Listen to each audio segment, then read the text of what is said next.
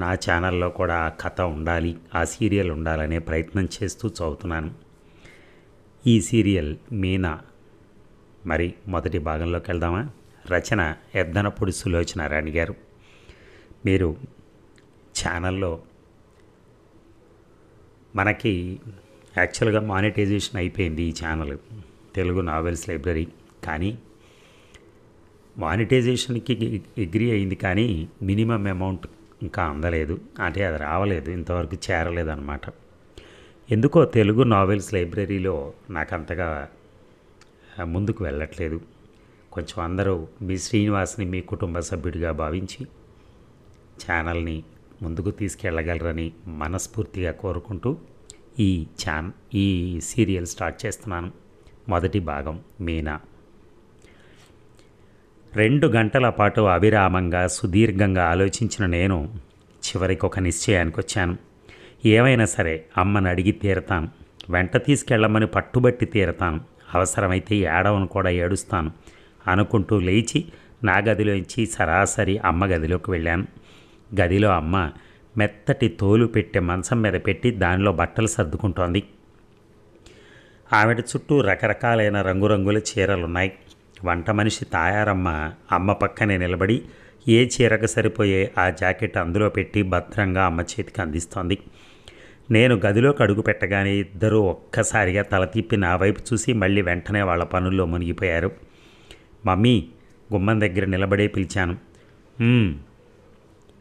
చెప్పు. నేను సందేహంగా ఆగిపోయాను. నువ్వు? నేను అలా మాటలు నమిలే ఇద్దని ఎన్నిసార్లు చెప్పాను నీకు? చెప్పదలుచుకున్నదేదో సూటిగా గబగబా చెప్పేయాలి. మమ్మీ, చెప్పమంటూ ఉంటే నేను కూడా నీతో వస్తాను మమ్మీ. ప్రాణమంతా బిగబట్టుకుని ఎలాగో అనేశాను. అమ్మ చేస్తున్న పని ఆపి వెనక్కి తిరిగి క్షణంసేపు నా వైపు సూటిగా రెప్ప వాల్చకుండా చూసింది. నేను ఇంతవరకు కూడగట్టుకున్న వెంట తెచ్చుకున్న ధైర్యము, చొరవ ఒక్క చూపుతో గాలిలో కలిసిపోయింది. ఏమిటి అంది. ఏమంటున్నావు నువ్వు అన్నంత తీక్షణంగా. నేను కూడా నీతో వస్తానమ్మా, ఇక్కడ నాకేం తోచదు. చీర కొంగు వేళ్లతో లాక్కుంటూ నసిగాను. తోచదా? నువ్వు కూడా నాతో వస్తావా? నమ్మలేనట్టుగా చూస్తూ అడిగింది. అక్షరాల అవును అన్నట్టు తల ఊపాను. మమ్మీ కనుబొమ్మలు ముడిపడ్డాయి. 4-5 రోజుల్లో ఢిల్లీ నుంచి సారథి ఇక్కడికి వస్తున్నాడన్న సంగతి నీకు తెలుసు కదా అంది. తెలుసు. తెలిసే అడుగుతున్నావా? మాట్లాడలేదు నేను. నీకు అసలు బుద్ధి లేదు, సింపుల్గా ఫ్యాక్ట్ చెప్తున్నట్టుగా అంది. నాకు డార్జిలింగ్ చూడాలని ఉంది, కుంటిగా అన్నాను. అమ్మ కళ్ళల్లో నా మనసులోని భావం ఇట్టే గ్రహించేసిన ఆలోచన తళుక్కుమంది. నీకింత చూడాలనుంటే పెళ్ళైపోగానే సరాసరి ముందు డార్జిలింగ్కి తీసుకెళ్ళమని సారథికి చెప్తాలే అంది అమ్మ పరిహాసంగా. అమ్మ ఆశించినట్టు నాకు సిగ్గు కానీ సంతోషం కానీ కలగలేదు. సారథి వస్తూ ఉంటే తాయారం ఉంది కదా, ఇక్కడ నేనుండి మాత్రం చేసేది ఏముంది అన్నాను మొండిగా. నేనన్న మాటలో అపహాస్యం ఏముందో ఏమో. అమ్మ తాయారమ్మ ముఖమొహాలు చూసుకున్నారు. ఈ ఒక్కసారి వస్తాను, ఇంకెప్పుడు అడగనులే అంటూ వాగ్దానం చేశాను. అమ్మ నా వైపు రెప్ప వాల్చకుండా చూసింది. ఆవిడ ముఖంలో నవ్వు ఎగిరిపోయింది. ఇలా రా అంది. నేను దూరంగా నిలబడున్నాను. రా దగ్గరికి. మెల్లగా భయపడుతూ అడుగులు అడుగేసుకుంటూ దగ్గరగా వెళ్ళాను. ముఖం ఎత్తాను. నేను ఒక మాట చెప్తాను, వింటావా? వింటానన్నట్టుగా తల ఊపాను. అమ్మ నా చేయి పట్టుకుంది. నా కళ్ళల్లోకి చూస్తూ అంది. నీకు వయస్సు వచ్చింది, బుద్ధి తెలిసింది, పెద్దదాని అయ్యావు. ఇదివరకులా నేను ఒక చెంపదెబ్బ వేసి నీ చేత పని చేయించే స్థితి దాటిపోయింది. ఒక విషయం 10 సార్లు చెప్పే అలవాటు నాకెప్పుడూ లేదని నీకు బాగా తెలుసు. తెలిసి కూడా ఇలా నన్ను ఎందుకు విసిగిస్తున్నావు? సారథి వస్తున్నాడు, నువ్వు ఇక్కడ ఉండి తీరాలి. ఊరికే ఉండటం కాదు, ఆనందంగా హాయిగా సారథి మనస్సు ఆకర్షించుకునేలా ఉండాలి. తెలిసిందా? మాటలు చెప్పటం మృదువుగానే చెప్పిన వాటిలో ఉన్న తీవ్రమైన పదునుకి తట్టుకోలేకపోయాను. నేను వెంటనే తెలిసింది అన్నట్టు తల ఊపాను. ఆ క్షణంలో నేను అసలు ఈ గదిలోకి ఎందుకు వచ్చానా అనిపించింది. చప్పున ఏదో ఒక వంకతో అక్కడి నుంచి పారిపోతే బాగుండు అనిపించింది. నేను నా గాద్రేజ్ బీరువాలో చీరలని సర్ది పెట్టాను. వాటికి తగిన నగలు కూడా వాటిల్లో పెట్టాను. ఆ చీరలు కట్టుకుని ఆ నగలు పెట్టుకుని ముస్తాబు చేసుకో, హుషారుగా ఉండు, ఉస్సూరుమంటూ ఉండకు. అతన్ని నీ ఏడుపు మొహంతో పిచ్చెక్కించి 3వ రోజునే పారిపోయేలా చేయకు. మంచి సంబంధం, మనకు మళ్ళీ జన్మలో అలాంటి అవకాశం రాదు. ఇప్పటికే ఇది ఏమైనా కాస్త బెడిసి కొడుతుందా? మన అమ్మాయిల్ని ఇద్దామని 4-5 నక్కల్లా కాచుకొని ఉన్నారు. వెధవది, ఈ దరిద్రపు ప్రయాణం కూడా నాకు ఇప్పుడే వచ్చింది. అతను వస్తాడని కనీసం 1-2 రోజులు ముందు తెలిసినా నేను దీన్ని క్యాన్సిల్ చేసి ఉండేదాన్ని. తప్పనిసరి అయిపోయింది అంటూ అమ్మ నా చెయ్యి వదిలేసింది. యుద్ధాన్ని గురించి సంధి చేయటానికి వచ్చి జరగదని, సంభవం కాదని తెలుసుకున్న మధ్యవర్తిలాగా ముఖం దించుకుని వెళ్ళిపోబోయాను నేను. ఇదిగో చూడు, వెనక నుంచి అమ్మ కేక వేసింది. ఆగాను, కానీ వెనక్కి తిరగలేదు. నేను తాయారమ్మకు అంతా వివరంగా చెప్పి వెళ్తున్నాను. నువ్వేం పిచ్చి వేషాలు వేసినా నాకు తెలిసిపోతుంది. ఈ విషయంలో మాత్రం ఏ కాస్త అస్తవ్యస్తంగా జరిగినా క్షమించను నేను. ఇది నీ భవిష్యత్తుకు సంబంధించింది. ముందు ముందు ఒక రోజున అమ్మ ఎందుకంత గట్టిగా పట్టుబట్టిందో నీకే తెలుస్తుంది. ప్రయత్నం నాది, ఫలితం నీది అన్న సంగతి మర్చిపోకు. ఆ పైన ఇక వినాల్సింది ఏమీ లేదన్నట్టుగా నేను చటుక్కున గదిలోంచి యువతలకు వచ్చేశాను. సరాసరి నా గదిలోకి వచ్చి దభీమని తలుపులు మూసుకుని మంచం మీద కూలబడ్డాను. అమ్మ ముందు ఓడిపోయిన ప్రతిసారి ఏం జరిగిందో ఈసారి కూడా అదే జరిగింది. నా కళ్ళ నిండా గిర్రన నీళ్లు తిరిగాయి. ఏం చేయాలో తోచని విపత్కర పరిస్థితి ఎదురైనప్పుడు గోళ్లు కొరకటం నాకు అలవాటు. ఇప్పుడు కూడా అదే చేయటం ప్రారంభించాను. నా చేత గోళ్లు కొరకటం మానిపించాలని అమ్మాయి ఎంత ప్రయత్నించిందో దేవుడికే తెలుసు. పెన్సిల్ తీసుకుని చిన్నప్పుడు 4-5 సార్లు వేళ్ల మీద వాతలు తేలేటట్టు కొట్టింది కూడా. అయినా సరే అలవాటు నాకు పోలేదు. నాకు తెలియకుండానే నేను చిటికిన వేలు గోరునో, చూపుడు వేలు గోరునో నోట్లో పెట్టుకుని గంటలు కూర్చోవటం బాగా అభ్యాసం అయిపోయింది. నలుగురిలో కూర్చోవాల్సి వచ్చినప్పుడు కానీ, ఒక్కదాన్ని కూర్చున్నప్పుడు కానీ నా ఈ అలవాటు నాకు తోడుగా, హాయిగా అనిపిస్తుంది. గదిలో మంచం మీద నిస్సహాయంగా ఆశాభంగంతో కూర్చుని ఉన్న నాకు అమ్మ మీద చెప్పలేని ఆగ్రహంగా ఉంది. అది పేదవాడి కోపం, బలవంతుడి ముందు ఏమీ చేయలేని బలహీనుడి అసమర్థత, అధికుడి ముందు ఏమీ అనలేక చాటుగా ఈసడించుకుని కసి తీర్చుకునే అలుపుల తక్కువ భావం. మా అమ్మ ఇప్పుడే కాదు, నేను పుట్టిన ఈ 22 సంవత్సరాల్లోనూ నేను కోరింది జరిపించలేదు, అడిగింది ఇవ్వలేదు. అలా చేస్తే అతి గారాభం అయిపోయి అసలే మొండిదాన్ని అయిన నేను ఇంకా రణపెంకిగా తయారవుతానేమోనని ఆవిడ భయం.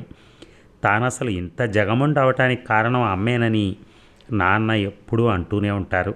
రాను రాను నాకు వయసు పెరిగి నేను పెద్దదానైన కొద్దీ అమ్మ చెప్పింది నేను కాదంటాం, నేను చెప్పింది అమ్మ ఖండించడం బాగా అలవాటైపోయింది. మా ఇద్దరి మధ్య సృష్టికంత అత్యంత మధురమైన తల్లి కూతుళ్ల బాంధవ్యం లేనే లేదు. ఎన్నో స్వతంత్ర భావాలు గల అమ్మ బయట ప్రపంచంలో ఎంతో సరళ హృదయురాలనిపించుకునే అమ్మ తనకి ఏకైక సంతానమైన నా విషయంలో ఇలా నియంతగా ఎందుకు ప్రవర్తిస్తుందో నాకు అర్థం కానే కాదు. మా అమ్మలాంటి వ్యక్తికి కూతురుగా పుట్టడం చాలా అదృష్టం అని నా సాటి వాళ్ళంతా కూడా ఏకగ్రీవంగా అంటూ ఉంటే నాకది దూరపు కొండల నునుపు అనే సామెతగా కనిపిస్తుంది. ఈ ఎన్ని సంవత్సరాలు గడిచినా నేనెంత పెద్దగా పెరిగినా అమ్మకు నేను ఒక వయసు వచ్చిన వ్యక్తిగా, కొన్ని భావాలున్న మనిషిగా నావి అన్న ఆలోచనలు అమరపరుచుకోవాలనే తాత నాకున్నట్టుగా ఆవిడ గుర్తించదు. ఇప్పటికీ నాకేం తెలియదని, నేనొక వెర్రిబాగులదాన్నని అమ్మ ఉద్దేశం. ఆ ఉద్దేశం మార్చడానికి, ఖండించడానికి సమయం దొరికినప్పుడల్లా నేను స్పష్టంగా ఇలా చెప్తూనే ఉన్నా ఆవిడ నమ్మకపోగా ఇంకా తన అభిప్రాయాన్ని బలపరుచుకోసాగింది. దీనికి కారణం అమ్మ నన్ను ఏదేదో చేయాలని, ఎంతో గొప్ప వ్యక్తిగా ఫలానా మలిచేసి ఫలానా వారి అమ్మాయి అని గుర్తింపబడేలా చేయాలని ప్రయత్నించి ఆశాభంగం పొందటమేనేమో.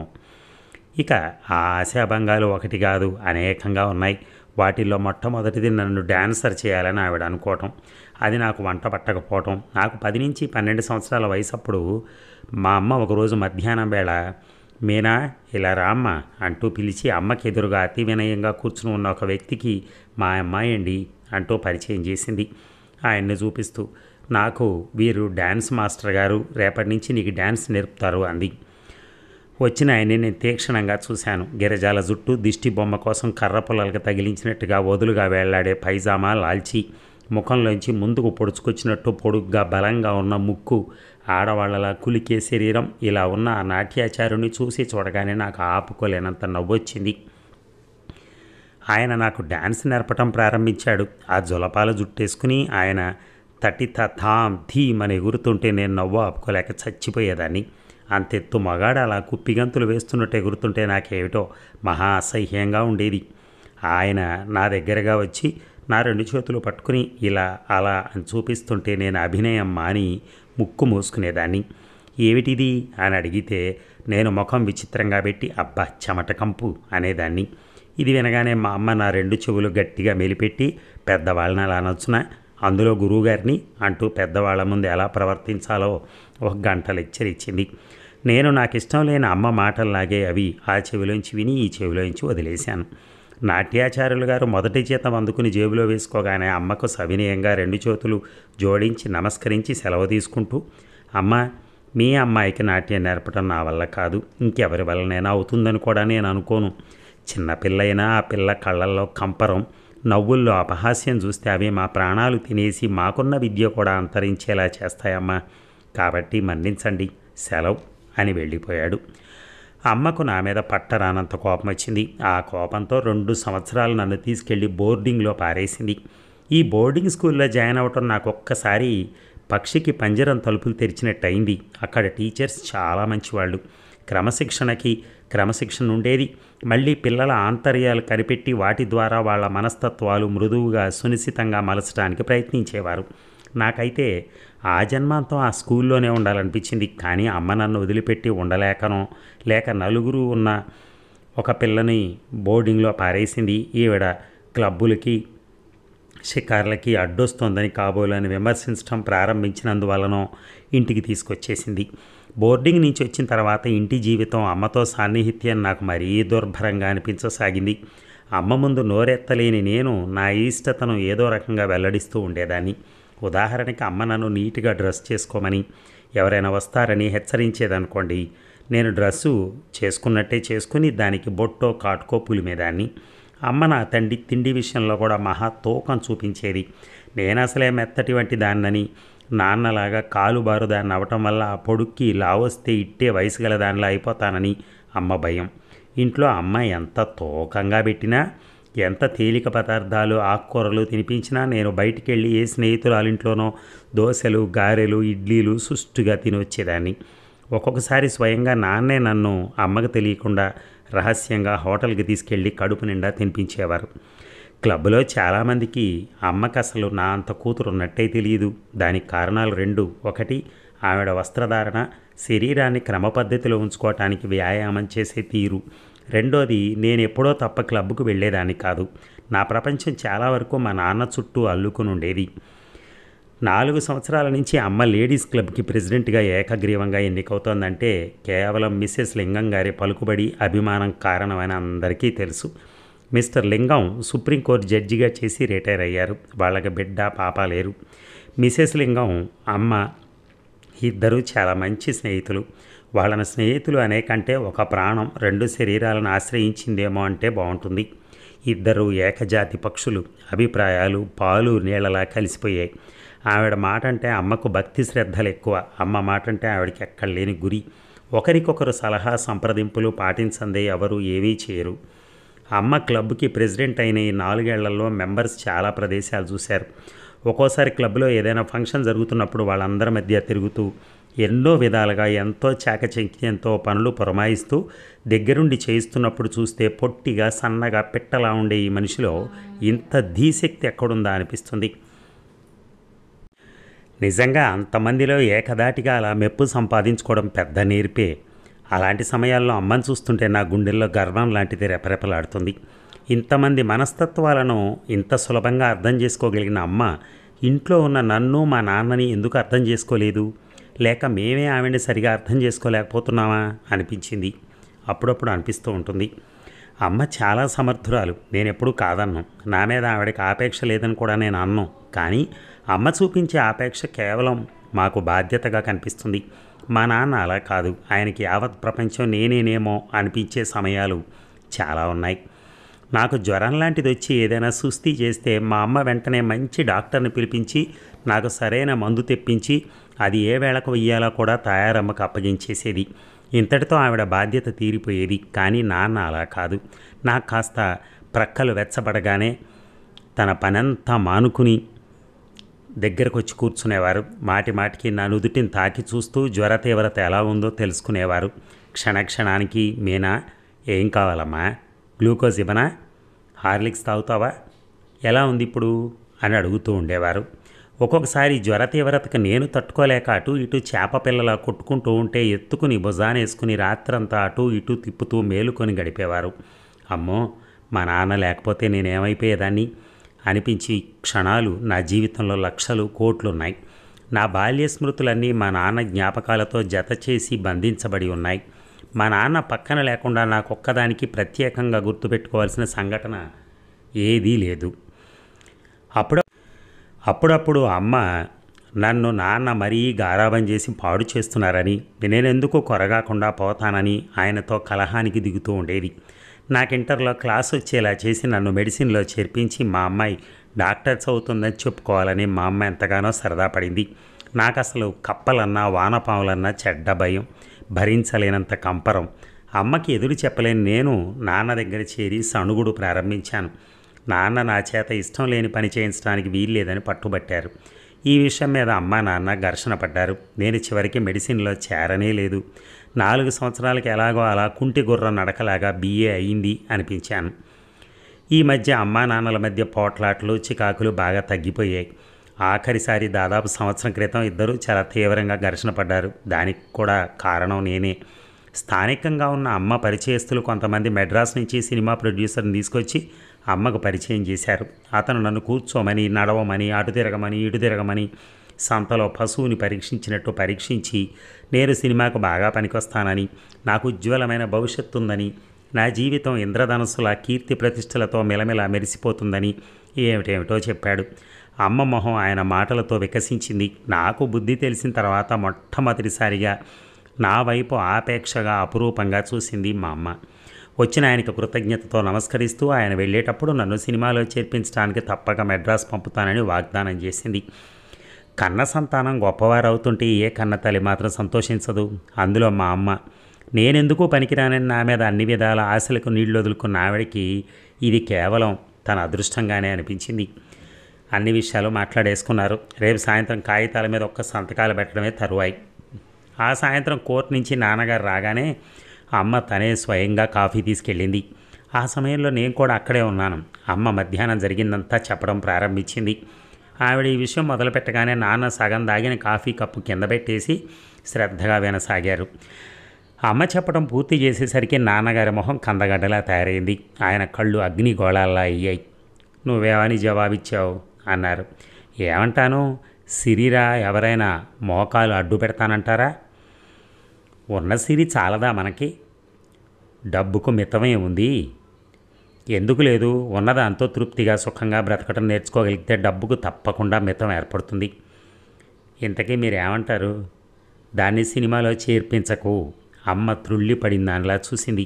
ఇప్పుడా? అన్ని మాటలు జరిగిపోయిన తర్వాత? ఎన్ని మాటలు జరిగిపోయినా ఇంకా కాగితాల మీద సంతకాలు కాలేదుగా. కాకపోతే మాత్రమే మాట ఇచ్చేసిన తర్వాత నీ మాట కోసం దాని భవిష్యత్తు పాడు చేస్తావా? అసలు నీకు బుద్ధి ఎలా లేకపోయింది? నోట్లో నాలుక లేని వెర్రి మొహందే అది. నీ స్నేహితులు ఆడవాళ్లే నలుగురు వచ్చి కూర్చున్నప్పుడు వాళ్ళ దగ్గరికి రావడానికే వెనక ముందు తారాట్లాడుతుంది కదా.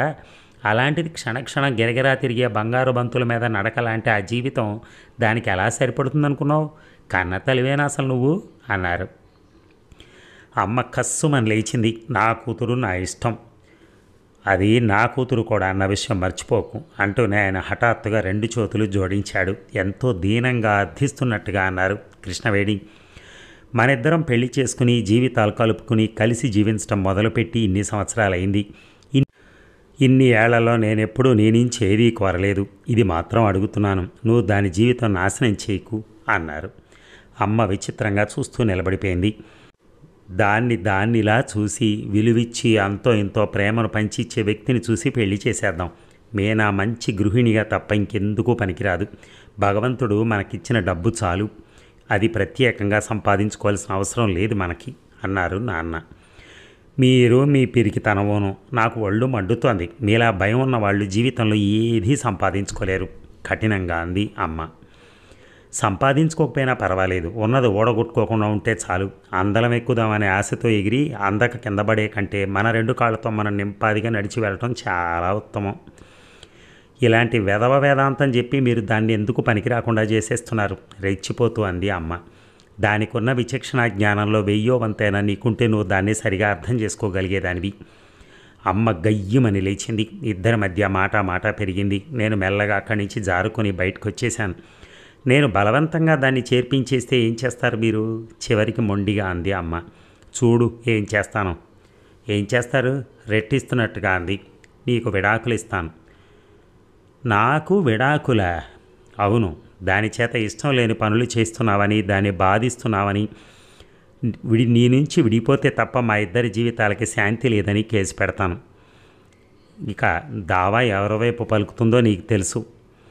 మీనా కూడా ఎవరి వైపు పలుకుతుందో కూడా నీకు తెలుసు. మీరు నన్ను బెదిరిస్తున్నారా? సవ్యంగా చెప్తే వినకపోతే ఏదైనా చేస్తాను. నీ ఆశలకి ఆలోచనలకి నా జీవితం ఆహుతి చేశాను, అది చాలు. దాని బ్రతుకు మీద నేను కూడా పడనివ్వను. నేను నిజం చెప్తున్నాను కృష్ణవేణి. దానికోసం నేను ఏదైనా చేస్తాను. ఆఖరికి నిన్ను చంపడానికి కానీ, నేను చావటానికి కానీ దేనికైనా సిద్ధమే. అమ్మ హఠాత్తుగా ఏడవటం ప్రారంభించింది. నాన్న కంఠం మళ్ళీ అదోలా అయిపోయింది. నీ ఏడుపు నన్నేం కరిగించదు. ఈ ప్రపంచంలో నాకున్నది మీనా ఒక్కతే. దానికి ఎలాంటి హాని జరిగినా నేను భరించలేను దృఢంగా చెప్పారాయన. బయటికి వచ్చేసి గుమ్మం పక్కన పొంచి నిలబడి లోపల నుంచి వినిపిస్తున్న సంభాషణ అంతా తూచా తప్పకుండా వింటున్నా నాకు నాన్నగారి మాటలు వినగానే ఒక్కసారి పరిగెట్టుకెళ్ళి ఆయన్ని బలంగా హత్తుకోవాలన్నంత ఆనందం వేసింది. ఎప్పుడు చూసినా పరధ్యానంగా, నిద్రమత్తుగా, విసుగ్గా ఉండే నాన్నలో ఇంత ఆవేశం ఉందని నాకింతవరకు తెలియదు. దానికి నేనంటే పడకపోవటానికి మీరే కారణం. ఏడుస్తూనే అంది అమ్మ. నువ్వు తల్లిలా ప్రవర్తిస్తే అది నిన్ను కూతురులాగే చూస్తుంది అంటూ బయటకు వచ్చేశారు నాన్న. గది బయట గుమ్మం పక్కన గోడవారగా అనుకుని సంభ్రమాశ్చర్యాలతో నిలబడిపోయిన నన్ను చూడగానే నాన్న తెల్లబోతూ మీనా అన్నారు. ఒక్క నిమిషం ఏం చేయాలో నాకు తోచలేదు. తర్వాత వెంటనే చటుక్కున వంగి ఆయన 2 పాదాలు కళ్ళకద్దుకుని మెరుపులు అక్కడి నుంచి పారిపోయి వచ్చేశాను. ఆ విధంగా నేను సినిమాలో చేరలేదు. లేకపోతే నా మొహం నేను సినిమాల్లో చేరటం ఏమిటి? ఈ సంఘటన జరిగిన తర్వాత అమ్మ నాన్న మరి దేనికి ఘర్షణ పడలేదు. ఇక అప్పటి నుంచి ఇద్దరు ఒకరి మాటకి ఇంకొకరు విలువిస్తున్నట్టుగా, అభిమానం ఉట్టిపడుతున్నట్టు ప్రవర్తించసాగారు. ఇది నటనేనని నాకు తెలుసు. మళ్ళీ ఏమాత్రం గాలి విసిరిన అభిప్రాయ భేదం నివ్వురు తొలగించిన నిప్పులాగా బయటపడుతుంది. అమ్మ ప్రవర్తనలో హఠాత్తుగా నా పట్ల చాలా మార్పు వచ్చింది. ప్రతిదానికి నా అభిప్రాయం అడుగుతోంది. నాతో ఇంటి విషయంలో కూడా సలహా సంప్రదింపులు ప్రారంభించింది. ప్రతిదానికి నీ ఇష్టం, మీ నాన్న ఇష్టం అంటూ ఉండటం వల్ల నా పని ఇరకాటాన పడింది. అలా మెత్తగా మృదువుగా మాట్లాడే వాళ్ళని నిరాశపరచడం ఎలా? ఇక క్రిందటి వేసవిలో ఢిల్లీ నుంచి మిసెస్ లింగం గారి తమ్ముడు కొడుకు సారథి వచ్చాడు. అతను ఫారిన్ వచ్చి వెళ్ళొచ్చాడు. ప్రస్తుతం ఏదో ప్రైవేట్ సంస్థలో పనిచేస్తున్నాడు. ఆ సంస్థ తరపునే కొద్ది రోజులకి 4 సంవత్సరాల పాటు ఏదో ట్రైనింగ్ కోసం మళ్ళీ చికాగో వెళ్తాట. మా అమ్మే ఆవిడే ఇంట్లో పిల్లలు పుట్టినా ఊరంతా చాటింపేయాల్సిందే. మిసెస్ లింగం తన మేనల్లుడు ఇంకో నెలకు వస్తాడనగానే ముందు నుంచే పబ్లిసిటీ మొదలెట్టింది. మా వాడు వస్తున్నాడు, వాడికి అది ఇష్టం ఇది ఇష్టం, వాడికి అది చూపించాలి ఇది చూపించాలంటూ ఇంట్లో ఉన్న క్లబ్కి వెళ్ళిన ఇదే టాపిక్ మాట్లాడేది. అప్పటికే మేమంతా అతని ఫోటో చూసున్నాం. మా అమ్మ ఎందుకో తెలియదు కానీ ఆ ఫోటో అడిగి తీసుకుని ఆ ఫోటోలు ఉన్న ఆల్బంలో భద్రపరిచింది. సారథి రాగానే అతన్ని ఎంగేజ్ చేయడం కోసం మా అమ్మ తను కూడా కొన్ని ప్లాన్లు తయారు చేసి పెట్టుకుంది. సారథి వచ్చాడు. మా అమ్మ కూడా మిస్సెస్ లింగంతో ఏరోడ్రమ్కి వెళ్ళింది. వచ్చిన రోజు సాయంత్రమే మా ఇంటికి వచ్చాడు. 5 గంటలకి అతను మా ఇంటికి వస్తాడనగా మా అమ్మ చేసిన హడావిడ అంతా ఇంత కాదు. అతనికి గ్రీన్ అంటే చాలా ఇష్టం అంటూ లేత ఆకుపచ్చ చీర, జాకెట్ స్వయంగా తనే ముస్తాబు చేసింది.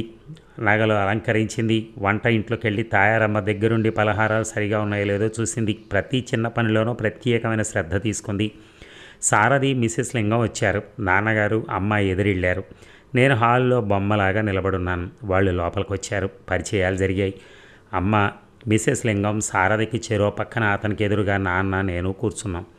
అతను కూర్చున్న 2 గంటల్లో ప్రపంచంలో ఉన్న ప్రతి విషయం మీద సంభాషణ జరిగింది. అన్ని విషయాలు అనర్గళంగా మాట్లాడి అన్నింటిలోనూ తనకు ప్రవేశం ఉందని నిరూపించుకున్నాడు. అతను ఏ సంభాషణ ఎత్తినా అమ్మ, మిసెస్ లింగం వెంటనే అందుకుని దాని లోతు రీతుల గురించి మాట్లాడారు.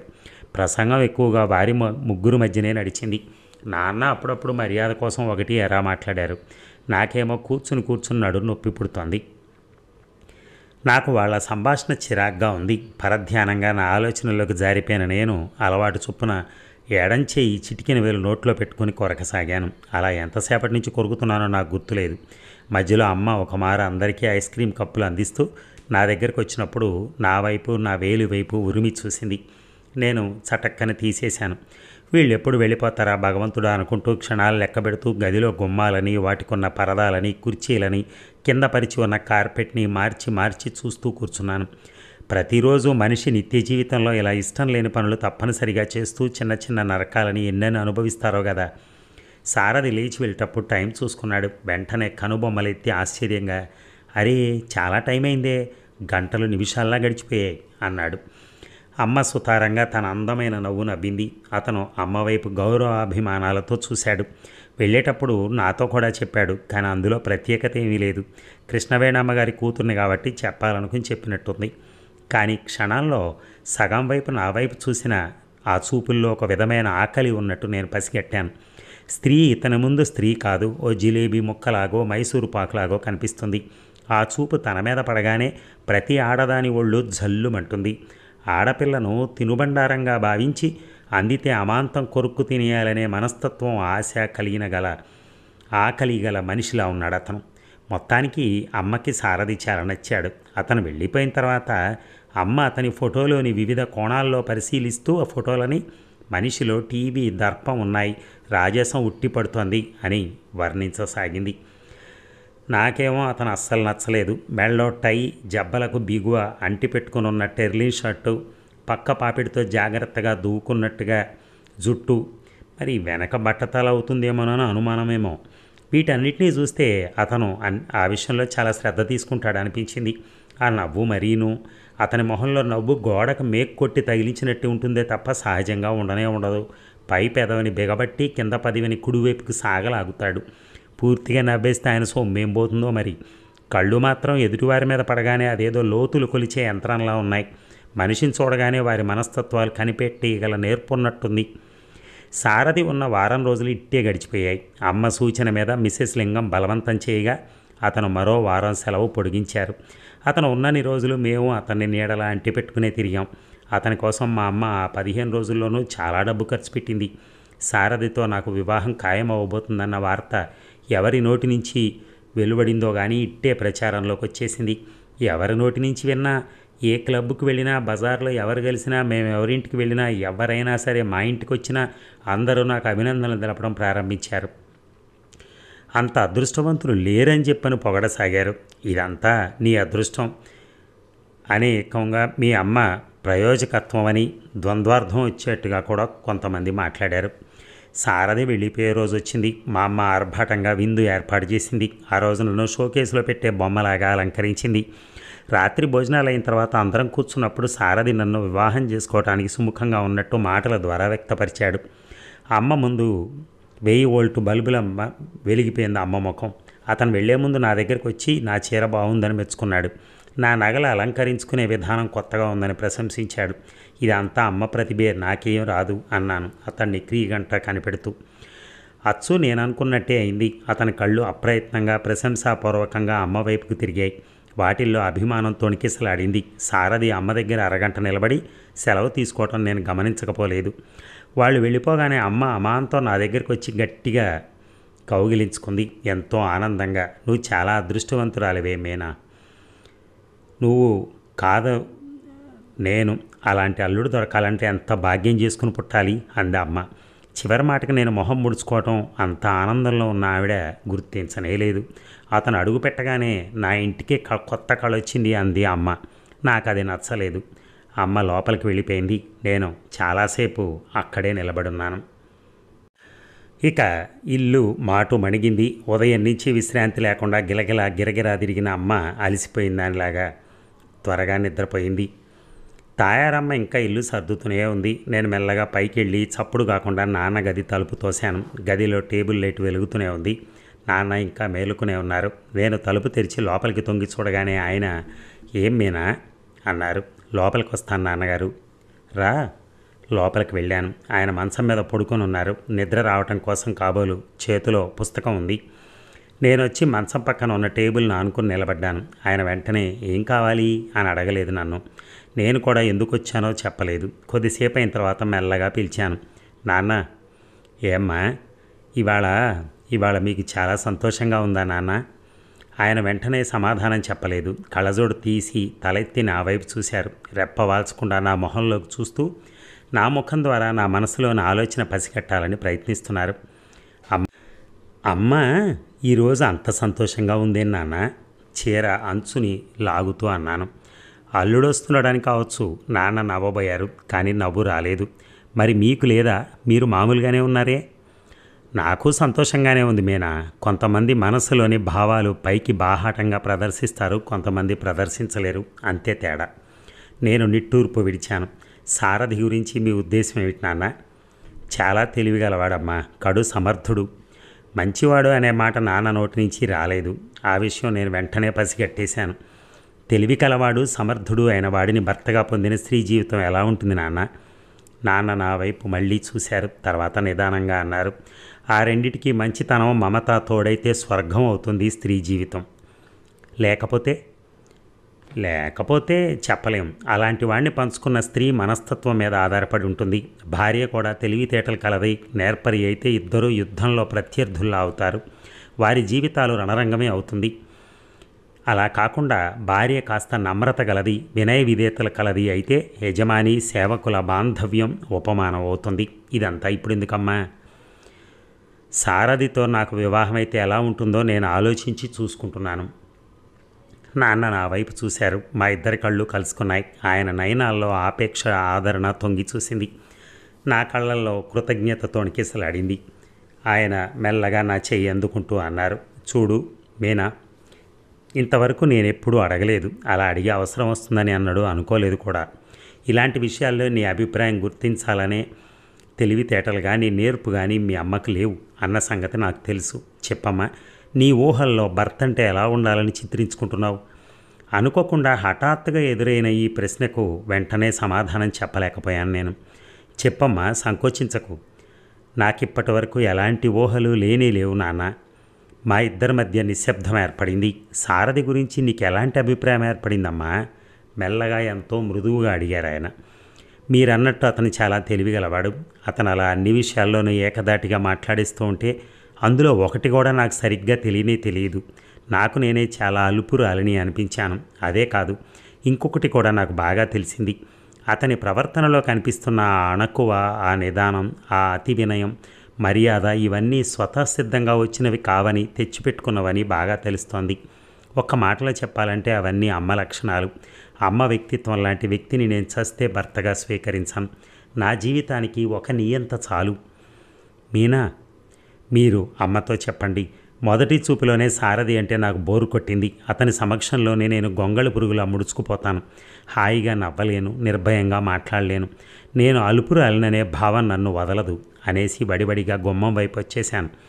మీనా వెనక నుంచి పిలిచారు. గుమ్మం దగ్గర క్షణం ఆగాను. వెనక్కి తిరిగి నాన్న వైపు చూస్తూ మళ్ళీ అన్నాను, నన్ను పెళ్లి చేసుకుని నా ఇంట్లో స్థానం కావాలి అనుకునేవాడు నాకు అవసరం లేదు. తన ఇంట్లో స్థానం ఇవ్వగలవాడు నాకు కావాలి. నా పరువు ప్రతిష్టల కోసం ఆరాటపడే మనిషి నాకు వద్దు.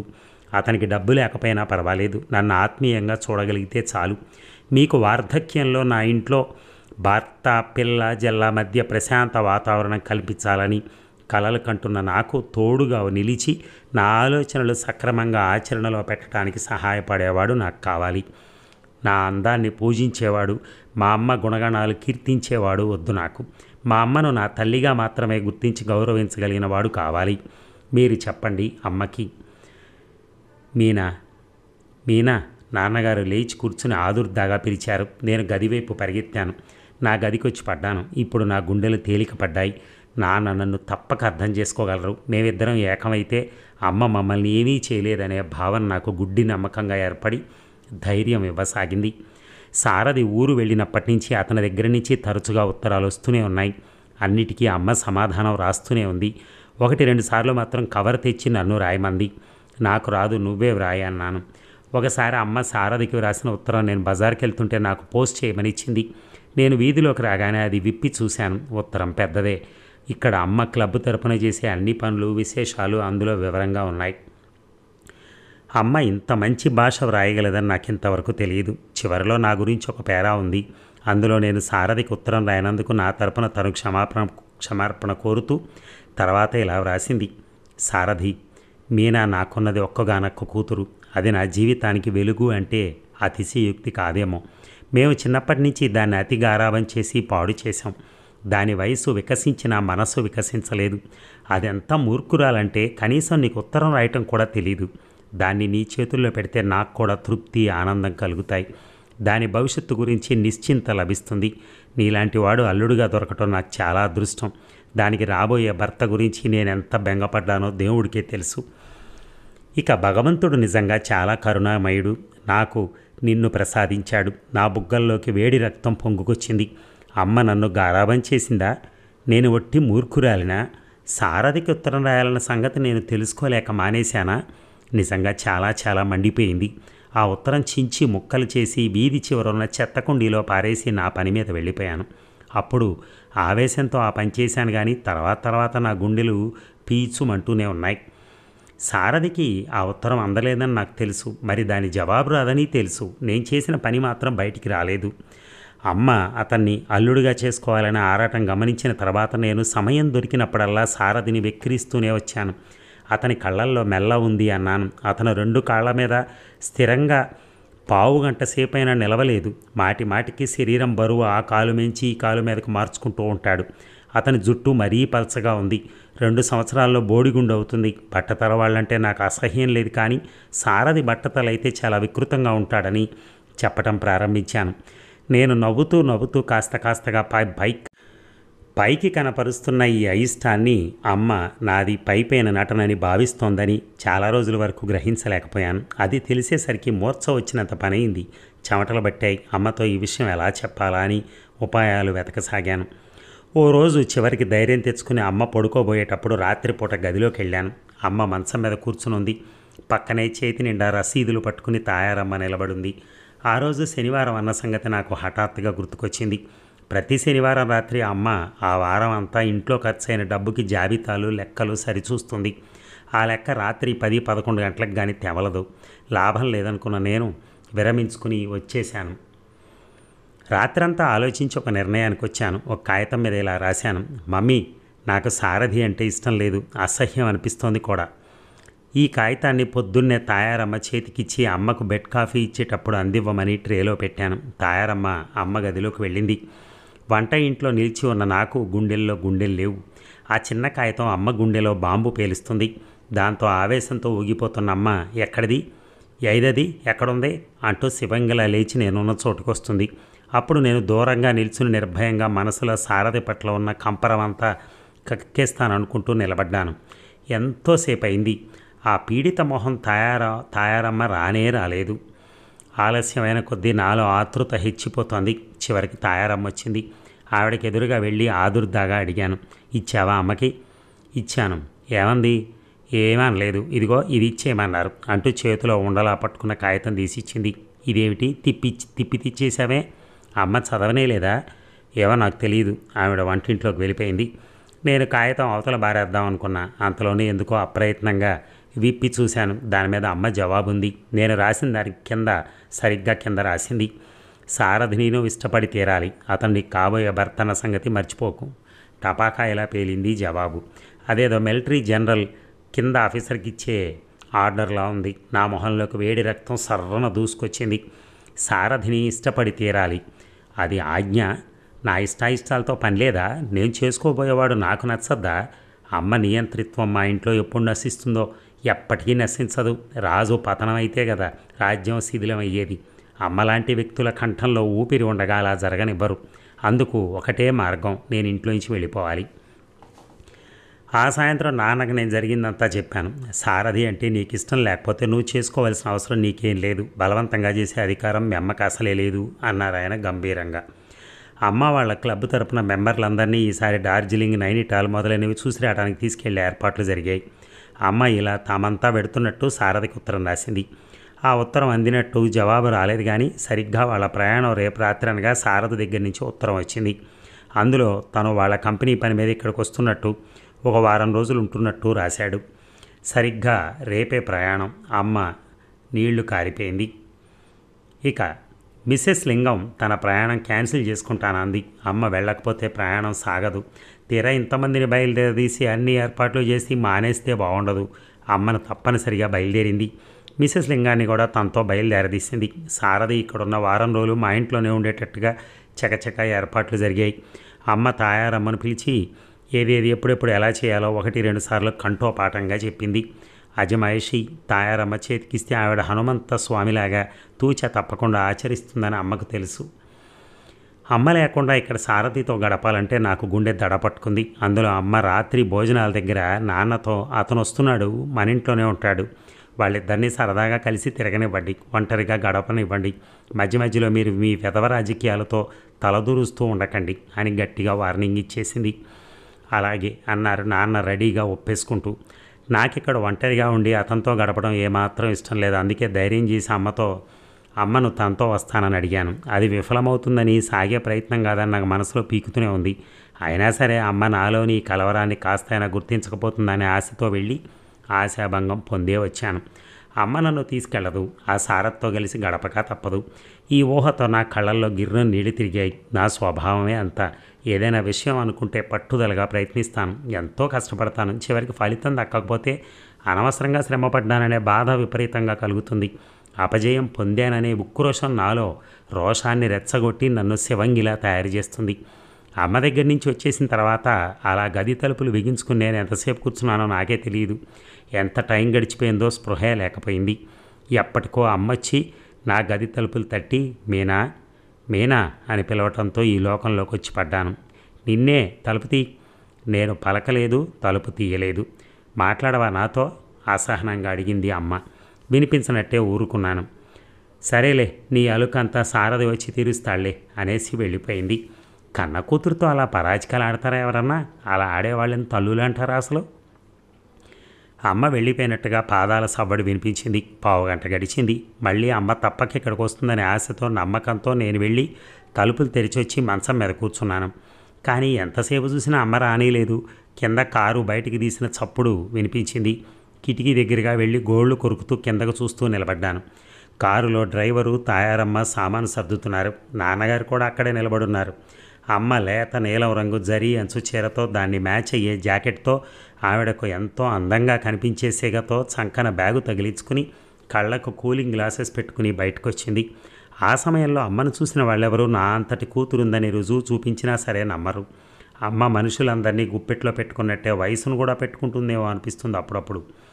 ఎంత పట్టుకుందామనుకున్నా సాధ్యం కాని నిట్టూరుపు ఒకటి నా గుండెల్ని చీల్చుకుంటూ బయటకు వచ్చింది. అమ్మ అక్కడ హాయిగా స్నేహితులతో సుందర దృశ్యాలు చూస్తూ షికారు తిరుగుతూ గడుపుతూ ఉంటుంది. ఇక్కడ నేను రాక్షసుని లాంటి ఈ సారథితో అతని నుంచి ఎలా తప్పించుకోవాలా అని అహర్నిశలు యాతన పడుతూ క్షణమొక యుగంగా గడుపుతూ ఉండాలి కాబోలు. కిందకు చూస్తున్నాను. అమ్మ హఠాత్తుగా తలెత్తింది. కిటికీ దగ్గర నిలబడున్న నన్ను చూసి నవ్వింది. చెయ్యెత్తి వీడుకోలిస్తున్నట్టు గాలిలో అటూ ఇటూ ఊపింది. నేను చటుక్కన యువతలకు వచ్చేశాను. కారు కదిలిన చప్పుడు వినిపించింది. కదిలిన ఆ కారు గుండెల మీద నుంచే దూసుకుపోయినట్టు అనిపించింది. కిటికీ రెక్కకి తల అనించి పెదవి గట్టిగా బిగబట్టి నిలబడిపోయిన నాలో రోషం దుఃఖం రెండూ పోటీపడి ఆక్రమించుకోవాలని చూస్తున్నాయి. చివరికి దుఃఖాన్ని రోషం జయించి ఏం చేయాలో తోచని దానిలాగా మంచం మీద కూర్చున్నాను. మంచం మీద ఉన్న దిండు తీసుకుని అందులో ముఖం దాచుకున్నాను. అంతలోనే మెరుపులా గుర్తుకొచ్చింది. ఆ దిండు కవర్ కూడా అమ్మ కొన్నదే. అది తీసుకురాగానే ఆ రంగు నాకు నచ్చలేదని చెప్తే సుతారంగా నవ్వి, నీ మొహం, నీకు రంగుల సెలక్షన్ కూడా తెలుసా అంటూ అదే తొడిగింది. దిండును కంపరంగా చూసి నేను 2 చేతులతో ఎత్తి సాధ్యమైనంత దూరంగా విసిరేశాను. నా కసి అంతా ఎలాగో అలా తీర్చుకోలేకపోతే నాకు ఊపిరి ఆడనట్టుగా ఉంటుంది. కానీ దగ్గర ఉన్న టీపాయిని బలంగా తన్నేశాను. లేచి మళ్ళీ కిటికీ దగ్గరికి వచ్చి నిలబడ్డాను. అవును, నువ్వు నాకు అమ్మవి కానే కావు, నా పాలిటి దెయ్యం భూతం అయిన రాక్షసి లాంటి ఓ కృష్ణవేడమ్మ. అక్షరాల నీ స్వభావం అంతా నాలోనూ ఉంది. నీకెంత పట్టుదల ఉందో అంతకు 1000 రెట్లు మొండితనం నాకు ఉంది. నన్ను సారథిని ఆకర్షించుకోమని కదూ వదిలేసి వెళ్ళావు. నేను చస్తే ఆ పని చేయను. క్రింద పడ్డ పాదరసంలా అతని చేతికి దొరకను. నువ్వు నీ వెంట నన్ను తీసుకెళ్ళనంత మాత్రాన అతని నుంచి తప్పించుకునే ఉపాయం నాకు తెలియదనుకోకు. నేను నివురు గప్పిన నిప్పుని, లాయర్ హనుమంతరావు గారి అమ్మాయిని అని నా ముందు లేని అమ్మతో శపథం చేస్తూ కసిగా ప్రతినబూనాను. ఇక చాలాసేపు అయిన తర్వాత గదిగుమ్మ ముందు అలికిడైంది. నేను తలెత్తి చూసే లోపల హఠాత్తుగా నాన్నగారి కంఠస్వరం వినిపించింది. అమ్మా మీనా, ఎంతో ఆత్మీయంగా ఎంతో ఆర్ద్రతగా పిలిచారాయన. ఉలిక్కిపడిన నేను చప్పున బయట కంగు తీసి ఎర్రబడి కొద్దిగా వాచి ఉన్న కళ్ళను గట్టిగా తుడుచుకుని లేచి సరిగా కూర్చున్నాను. నాన్నగారు గుమ్మంలోకి వచ్చి నిలబడ్డారు. క్షణంసేపు మా ఇద్దరి కళ్ళు కలుసుకున్నాయి. పితృవాత్సల్యం నిండిన ఆ ముఖంలో జాలి, బాధ, కరుణ ఇవి కూడా కూడగట్టుకుని ఉండడం గమనించలేకపోలేదు నేను.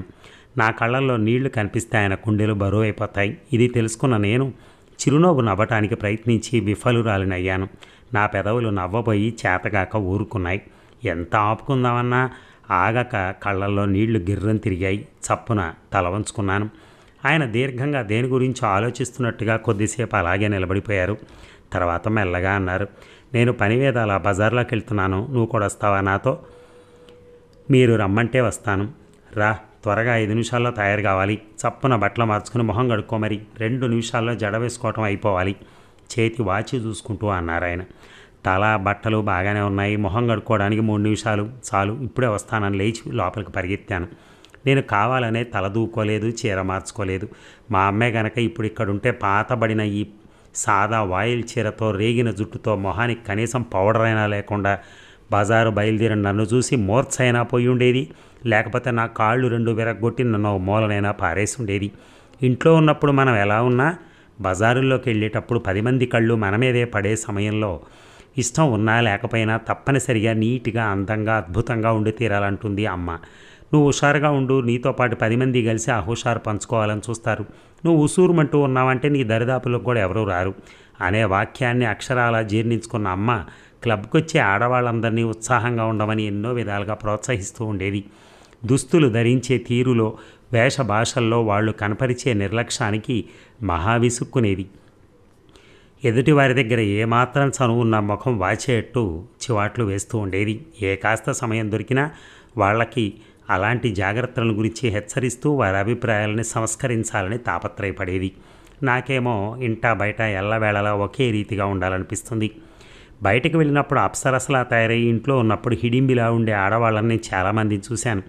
అద్దం ముందు గంటలు గంటలు టాయిలెట్ అయి తీరా బయటికి వచ్చిన తర్వాత ఏ కాస్త అజాగ్రత్త ప్రవర్తిస్తే ఆ అలంకరణ ఎక్కడ చెడిపోతుందో అనే భయంతో ప్రాణాలు బెగబట్టుకుని కొయ్య బొమ్మలా కూర్చోవటం, కృత్రిమంగా నవ్వుతూ కులాసాగా ఉన్నట్టు నటించడం, ఇవి కూడా నేను చాలామందిలో చూశాను.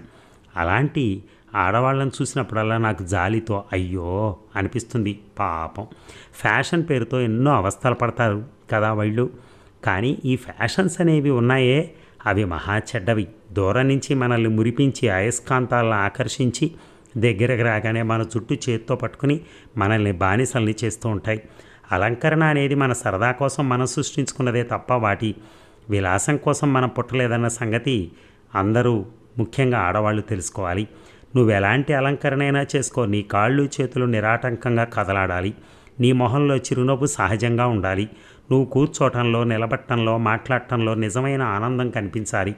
నా మొహంలో నవ్వెలా ఉందో, అసలు ఉందో లేదో చూసుకోవటానికి అద్దం ముందుకెళ్ళి నా ప్రతిబింబం చూసుకున్నాను. కళ్ళు ఎర్రబడి రెప్పలు కొద్దిగా వాచున్నాయి. ఇంత క్రితం చాలాసేపు పదే పదే చీతటం వల్ల ముక్కు కొన అదో రకమైన ఎరుపుతో మెరుస్తోంది. చెవులకి మెడకి ఎలాంటి నగా లేకపోవటం వల్ల ముఖం అంతా బోసిగా ఏదో పెట్టి తీసేసినట్టుగా ఉంది.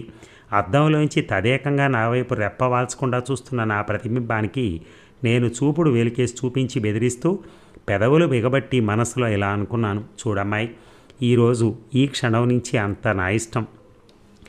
నేనెవరి మాట వినను. నా బుద్ధికి తోచినట్టుగా నేను ప్రవర్తిస్తాను. నాకేది మంచి అనుకుంటే అది చేస్తాను. అమ్మ తిరిగి రాగానే నాలో కలిగిన ఈ మార్పు చూసి గంగ వెర్రులు ఎత్తిపోవాలి. ఆవిడ నాకు ఎన్నోసార్లు వెర్రెత్తిచ్చింది. ఇక నుంచి నేను వెర్రెత్తిస్తాను. మీనా, బయట నుంచి నాన్నగారి కంఠం వినిపించింది. వస్తున్నా. చప్పున బయటికి పరిగెత్తాను. వరండాలో నిలబడి కిందకి రోడ్డు వైపుకు చూస్తున్న నాన్నగారు నా చెప్పులు చప్పుడు వినగానే వెనక్కి తిరిగి చూసి ఆశాభంగం చెందిన మనిషిలాగా, ఇదేమిటి, మళ్ళీ మనసు మార్చుకున్నావా, రావా నాతో అన్నారు. వస్తున్నాను, పదండి వెళ్దాం అన్నాను. వస్తున్నావా, బట్టలు మార్చుకోవా? ఈ చీర బాగానే ఉంది. నా కళ్ళల్లో పెంకితనం ఆయన సరిగానే గ్రహించినట్టున్నారు. చిరునవ్వుతో సరే నీ ఇష్టం పద, మన సంతృప్తే మన భాగ్యం అన్నారు పెద్దలు. ఇద్దరు కిందకి దిగి వచ్చారు. ఇక హాలు దాటి బయట వరండాలో అడుగు పెడుతుండగా వెనక నుంచి తాయారమ్మ గబగబా పరిగెత్తుకుంటూ వచ్చి అడిగింది, అమ్మాయి గారు ఎక్కడికి వెళ్తున్నారు?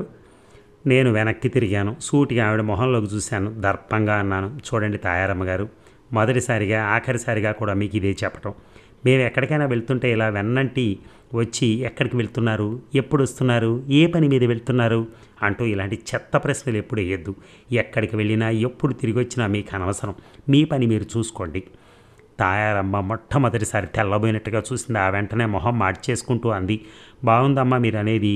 ఒక్క చిన్న మాటకి ఇన్ని పెడార్థాలు తీస్తారని తెలిస్తే అడిగేదాన్నే కాదు. మీరు ఎక్కడికి వెళ్తే నాకెందుకు, ఎప్పుడొస్తే నాకెందుకు, ముందుగా వంట చేసి కూర్చుంటే చల్లారిపోతుందేమోనని అడిగాను అంది. మీ వంట చల్లారకముందు తినాలనిపిస్తే ముందుగా వచ్చేస్తాం, ఒకవేళ రావటం ఆలస్యమైతే చల్లారిపోయింది తింటాం. మిమ్మల్ని ఏమనం కదా, మళ్ళీ మళ్ళీ వేడి చేయమని మిమ్మల్ని విసిగించం కదా, సరేనా? తాయారమ్మ సమాధానం చెప్పలేని ఆసక్తురాలుగా నిలబడి గుడ్లు అప్పగించి నా వైపు అలాగే చూడసాగింది. నేను గిరుక్కున వెనుదిరిగి చెప్పులు చప్పుడయ్యేలా నడుస్తూ గబగబా వచ్చి కారులో కూర్చున్నాను. బాబుగారు, తాయారమ్మ నాన్నగారు వెనక రాబోయింది.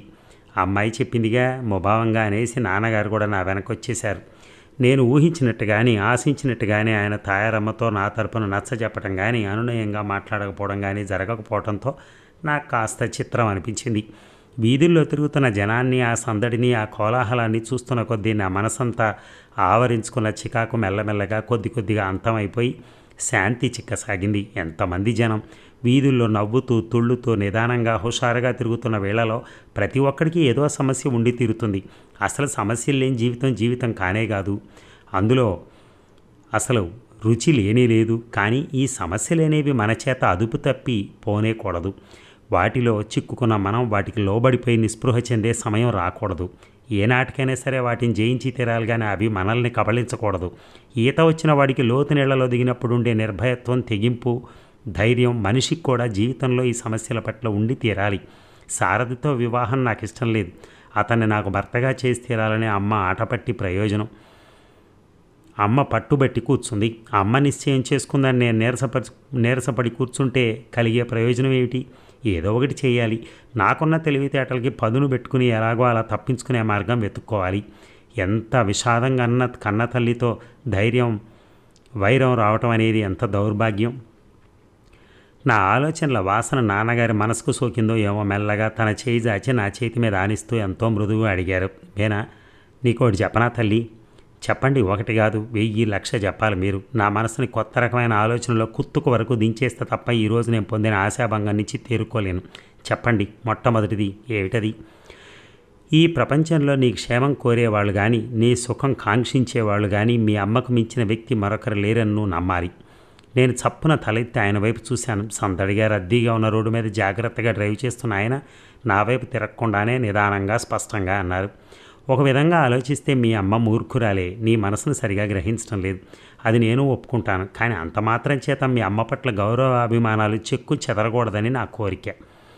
నేను వెంటనే సమాధానం ఏమీ చెప్పలేదు. చెప్పడానికి ఏమీ తోచలేదు కూడా. ఇలా మనసు తిప్పుకుని సందడిగా గమనిస్తూ కూర్చున్నాను ఆ రోడ్డు మీద సందడంతా. హఠాత్తుగా మళ్ళీ నా మనసంతా ఎలాగో అయిపోయింది. నాన్నగారు ఎప్పుడూ ఇంతే, నా వైపు అమ్మతో మాట్లాడుతూనే ఉంటారు. మళ్ళీ నేను కాస్త ఏమాత్రం ఆవిడ పట్ల వ్యతిరేకత వ్యక్తపరిచిన నా ఆలోచనలు ఇట్టే పసిగట్టేసి నన్ను మందలిస్తూ కూతురుగా నా కర్తవ్యాన్ని హెచ్చరిస్తూ ఉంటారు. ఏమంటావు మీనా? రెట్టిస్తున్నట్టుగా మళ్ళీ అడిగారు. ఏమంటాను నేను? ప్రేమ పేరుతో ఎల్లవేళలా హృదయంలో అంకురం గుచ్చుతూ ఉంటే అంకుశం భరించడం కష్టం కదండి అన్నాను. కాదంటం లేదు నేను, కానీ ఆ బాధను సహించడానికి అలవాటు పట్టడం లేక తప్పించుకోవడానికి ప్రయత్నం చేయాలని అంటున్నాను. ఈ ప్రపంచానిలో తల్లికి మించిన అద్భుతమైన సృష్టి ఇంకొకటి లేనే లేదు మీనా. ముందు ముందు ఒకనాడు నీకు తెలుస్తుంది. 9 నెలలు తన గర్భంలో మోసి మరణయాతనకు గురయ్యి స్త్రీ సంతానానికి జన్మిస్తుంది. ఆ తల్లిని తప్పు పట్టే హక్కు కానీ కించపరిచే అధికారం కానీ ఏ సంతానానికి ఎప్పుడూ లేదు. సంతానం పట్ల తల్లి ఎలాగైనా ప్రవర్తించని ఆమెను గౌరవించాల్సిన బాధ్యత మాత్రం ఎల్లవేళలా వీళ్ల మీద ఉంటూనే ఉంటుంది. నాన్నగారు ఇలా పూర్తిగా అమ్మవైపు మాట్లాడుతూ ఉండటంతో నాకు చాలా విరక్తి కలగడం ప్రారంభించింది. నాన్నగారి దగ్గర నాకున్న చనువు బట్టి కాస్త దురుసుగా అన్నాను, తల్లిని పూజించాలి, తండ్రిని గౌరవించాలి, భర్తను ప్రేమించాలి, స్నేహితుల పట్ల నిజాయితీతో ప్రవర్తించాలి. ఈ హక్కులు, ఈ అధికారాలు, బాధ్యతలు, ఈ సంబంధ బాంధవ్యాలన్నీ మనిషి కృత్రిమంగా కల్పించుకున్నవే. సృష్టికి ఆదిలో ఇవేమీ లేవని ఏ కాస్త ఆలోచించినా ఇట్టే అర్థమవుతుంది. తల్లికి పిల్ల మీద లేని మమత పిల్లకి తల్లి మీద ఎలా వస్తుంది? ఎక్కడి నుంచి వస్తుంది? అసలు ఎందుకు రావాలి? ఈ ఊరికి ఆ ఊరు ఎంత దూరం, ఆ ఊరికి ఈ ఊరు కూడా అంతే దూరం అనే సామెత ఎందుకు వర్తించకూడదు? అది ఒట్టి స్వార్థపరులు చేసే విత్తండవాదనమ్మా. నిన్ను ప్రేమించిన వాళ్ళను తిరిగి ప్రేమించడంలో నీ గొప్ప ఏం లేదు. నీ వాళ్ళు అనుకున్న వాళ్ళు తెలుసో తెలియకో మూర్ఖత్వంలో నిన్ను గుర్తించలేకపోతే నీ తెలివితేటలతో వారిలో చైతన్యం తెప్పించి నన్ను అర్థం చేసుకునేలా చేయాల్సిన బాధ్యత నీ మీద ఉంది. ఆ తెలివితేటలు ఓపిక లేని వాళ్ళు ఏం చేయాలి? ఓపిక అనేది ప్రయత్నించి తెచ్చుకుంటే వస్తుంది. తెలివితేటలు అంటావా? అసలు అవి లేని వాళ్ళ దగ్గర ఇంత లోతుగా ప్రసంగం చేసే అవసరమే రాదు. నాన్నగారికి బజార్లో వేరే పని లేదని నన్ను ఇలా కొద్దిసేపు గాలికి నన్ను ఉల్లాసపరచడం కోసం ఇలా తీసుకొచ్చారని నాకు అనిపించసాగింది. సరిగ్గా నా ఉద్దేశం ఇలా నిజం అన్నట్టుగా కారు సరాసరి టాయ్స్ ఎంపోరియం దగ్గరికి వచ్చి తీసుకొచ్చి ఆపారు. ఆ బొమ్మల షాపు నాకు చాలా చిరపరిచితమైంది. నాకు బుద్ధి తెలిసిన తర్వాత ఇక్కడ ఎన్నో బొమ్మలు కొనుక్కున్నాను. అదేం చిత్రమో కానీ ఇంత వయసు వచ్చినా నాకు బొమ్మల మీద ఆసక్తి పోలేదు. ఇప్పటికీ కూడా ఒక్కొక్కసారి నాకేం తోచకపోతే బీరువా తెరిచి నాకున్న బొమ్మలన్నీ తెచ్చి చుట్టూ పెట్టుకుని కూర్చుంటాను. అవి నాకు ప్రాణం లేని బొమ్మలుగా కనిపించవు. నా ప్రపంచంలో ఏదో వాటి మధ్య ఉన్నట్టే అనిపిస్తుంది. నాకున్న బొమ్మల్లో ఎప్పుడు ఎవరు ఏది ఇచ్చింది ఇప్పటికీ నాకు క్షుణ్ణంగా జ్ఞాపకమే. బొమ్మల పట్ల నాకు గల ఆసక్తిని గుర్తించిన నాన్నగారు అడపాదడపా ఎప్పుడో ఒకసారి ఏదో ఒకటి కొత్త రకమైన బొమ్మ తెప్పించి అది చూడగానే నేను ఆశ్చర్యానందాలతో ఎగిరెగిరి పడుతుంటే చూసి ముచ్చటపడటం ఆయనకి సరదా. పద, ఈ షాప్కి వచ్చి చాలా రోజులైంది, కొత్త బొమ్మలు ఏమైనా వచ్చాయో చూద్దాం అన్నారు నాన్నగారు. ఎప్పుడూ రకరకాలైన రంగురంగుల బొమ్మలతో వాటిని కొనడానికి వచ్చిన మనుషులతో కిటకిటలాడుతూ ఉండే షాపు ఈరోజు నిర్జీవంగా ఉంది. షాపులో మేనేజర్ ఉన్న చోట ఇంకెవరో కొత్త ఆయన ఉన్నాడు. మమ్మల్ని చూడగానే నల్లగా సన్నగా వంగదీసిన చువ్వలా ఉన్న గుమస్తా పరిగెత్తుకొచ్చాడు. రండి రండి, చాలా రోజులకు దయచేశారు అంటూ ఆప్యాయంగా ఆహ్వానిస్తూనే జేబులోంచి రుమాలు తీసి 2 బల్లలు దులిపి కూర్చోండి అన్నాడు. ఏటి షాప్ ఇలా ఉంది, అమ్మకం తగ్గిపోయిందా? చుట్టూ చూస్తూ విస్మయంగా అడిగారు నాన్న. నాకు కూడా ఎలాగో ఉంది, ఎప్పుడు చూసినా కళకళలాడుతూ ఉండేది. ఈరోజు ఎందుకో దుమ్ము ధూళితో మూల పారేసి మర్చిపోయిన పాత వస్తువులా ఉంది. సన్నగా ఉన్న అతను నాన్నగారికి షాపును గురించి గంటసేపు సోది లాంటివి చెప్పాడు. అతను చెప్పే వివరాలు నాన్నగారు చాలా ఆసక్తిగా వినసాగారు. ఆ చెప్పే అతని కంఠం కాస్త మృదు గంభీరంగా వినసొంపుగా ఉంటే నాకు వినాలనిపించేదేమో. తారాస్థాయిలో మాట్లాడితే కీచుగా ఆడదాని గొంతులాగా, మందర స్థాయిలోకి వచ్చి బొంగురుగా బోదురు కప్పలా ఉన్న ఆ స్వరం వినటానికి 2 నిమిషాలకే విసిగేసింది. లేచి వెళ్ళి అద్దాల బీరువాలో ఉన్న బొమ్మలు పరీక్షగా చూడటం ప్రారంభించాను. అన్నీ పాతవే, ఏనాటివో. ఈ మధ్య కొత్తవి తెప్పించినట్టే లేదు. నాన్నతో ఒక చెంప మాట్లాడుతూనే అతను మధ్యలో చటుక్కున వచ్చి బొమ్మలు తీసి అవి నడిచే విధానం చూపెట్టడం ప్రారంభించాడు. అతని మాటలను బట్టి నాకు అర్థమైంది ఏమిటంటే ఆ షాపు యజమానులు అయిన అన్నదమ్ములిద్దరూ లాభం పంచుకోవడంలో తగాదబడి కోర్టుకెక్కారని, ఒకప్పుడు బాగా కలిసిమెలిసి ఉండి అచ్చు రామలక్ష్మణులే అనిపించేట్టున్న ఇద్దరు ఇప్పుడు డబ్బు మూలంగా బద్ధశత్రువులు అయ్యారని, ఒకళ్ళనొకళ్ళు చంపుకోవటానికి కూడా చూస్తున్నారని తెలిసింది. అంతా శ్రద్ధగా విన్న నాన్నగారు నిట్టూర్పు విడుస్తూ అన్నారు, అంతే మరి, ఈ రోజుల్లో డబ్బు ప్రభావం అలాగే ఉంది. దేవుడు సృష్టించిన మనిషి దేవుణ్ణి మించిపోవాలని చూస్తున్నట్టే మనిషి సృష్టించుకున్న డబ్బు మనిషిని మింగాలని చూస్తోంది అన్నారు. ఏం డబ్బో బాబు, వెధవ డబ్బు రాకుండా ఉన్నా బాగుండేది, ఇద్దరం హాయిగా ఉండేవాళ్ళం. ఇద్దరి మధ్య ఆత్మీయత ఏమైపోయిందో ఇప్పుడు చూస్తుంటే నిజంగా చిత్రం అనిపిస్తోంది. నడ్డిన ఒక చెయ్యి పట్టుకుని మరో చెయ్యి బొగ్గ కానిచ్చుకుంటూ అన్నాడు గుమస్తా. ఆత్మీయత ఉంది, అది ఎక్కడికి పోదు, కాకపోతే ఈ డబ్బు ప్రభావంతో కలుషితమైంది అంతే అన్నారు నాన్న. డబ్బు పాపిస్తుంది అన్నారు ఇందుకే కాబోలు. ఈ డబ్బు అనే నిచ్చెన దొరికితే దాని మీద అలాగా పైకెక్కి కీర్తి ప్రతిష్టలు స్వర్గ సౌఖ్యాలు అందుకోవచ్చని చాలామంది ఆశపడతారు. కానీ నిచ్చెనకి దుఃఖం అశాంతి అనే 2 విషసర్పాలు పెనవేసుకుని ఉన్నాయని, వాటి బారి నుంచి తప్పించుకోవటం చాలా కష్టమని అంతమందికి తెలియదు. గుమస్తా 2 చేతులు ఎత్తి నమస్కరించాడు. నిజం చెప్పారు బాబు, నిజం చెప్పారు. ఈ డబ్బు అనేది ఉన్నది చూశారు, ఇది ఇవ్వని సుఖం లేదు, పెట్టని బాధ కూడా లేదు అన్నాడు. నాన్నగారు ఇక వెళ్దామా మెల్లగా అన్నాను. ఉన్న ఆ పాత బొమ్మల్లోనే ఒకటి కొనుక్కుని బయటపడ్డాం. అదండి మరి మొదటి భాగం సమాప్తం. మీకు రెండో భాగం మళ్ళీ ఇంకొక 2-3 అవర్స్లో మళ్ళీ మీ ముందుంటుంది.